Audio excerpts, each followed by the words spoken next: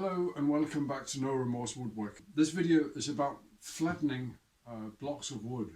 I've got a glue up here and I've really done my best to make it flat, at least on one side, and whatever you do, it will never turn out entirely flat. So the question is how to flatten it. For me, that's a relatively easy task. I've got a planer, but if you don't have a planer, what are the options? The first option is to clamp it and then to go at it with a very large plane.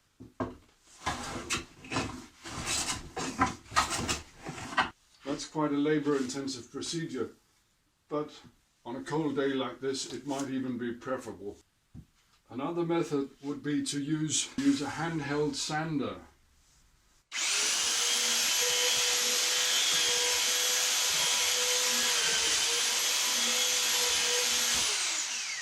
Apart from being noisy and dusty, with a coarse belt, it does really take off a lot of material. The only thing is you have to be very careful about not keeping the sander still. You have to keep moving it around, otherwise you will dig in and instead of making it flat, you'll make it wavy. Third option would be to use a handheld router, but rather than just going across like this, which will result in just transferring the unevenness further down, we need some sort of sled, and I'll briefly show you how to build one of those. You need a strip of plywood, and it has to be at least a little bit wider than the base of your router. I know some bases are circular, and then of course you need it to be big enough for that.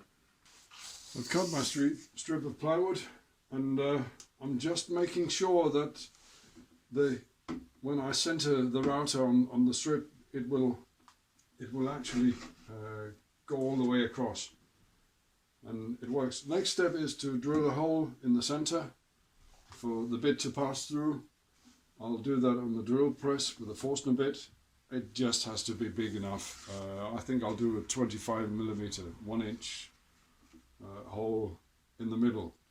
You will of course need to make a hole big enough for the bit you're using.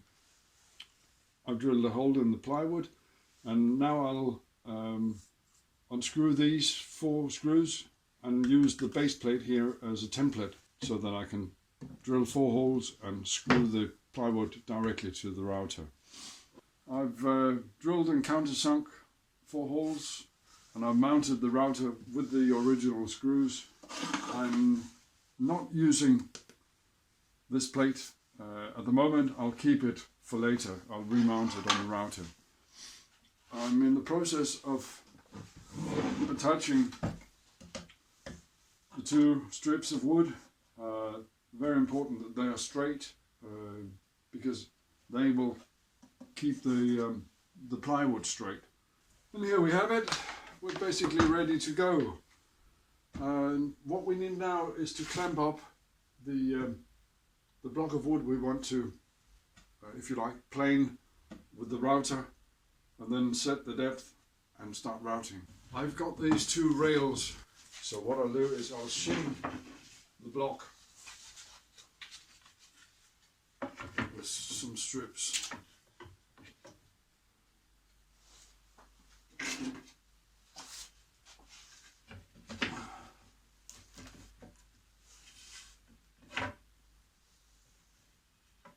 Like so.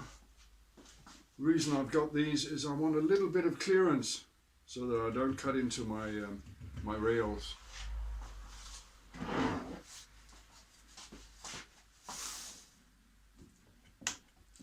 You could of course build a dedicated box for this purpose, but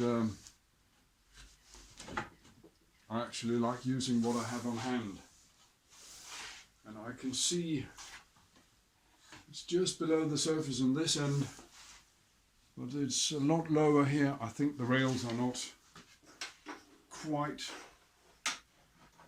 flat. When I built them, they didn't need to be. So what I'll do is I'll shim this end with a couple of wedges just to get me roughly in the same height as on the back, something like that. And then I'll simply clamp it.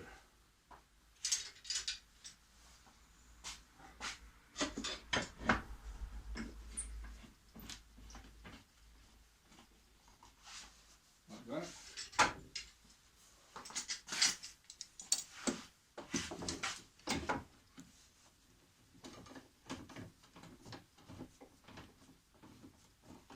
And like this.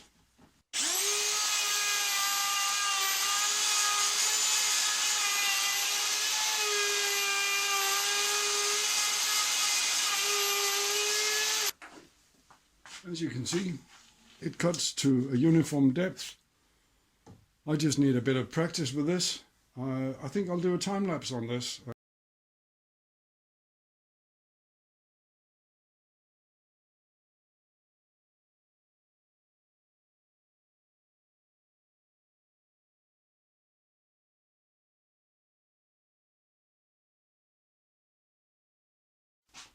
As I said before, I haven't tried this before and it went surprisingly fast.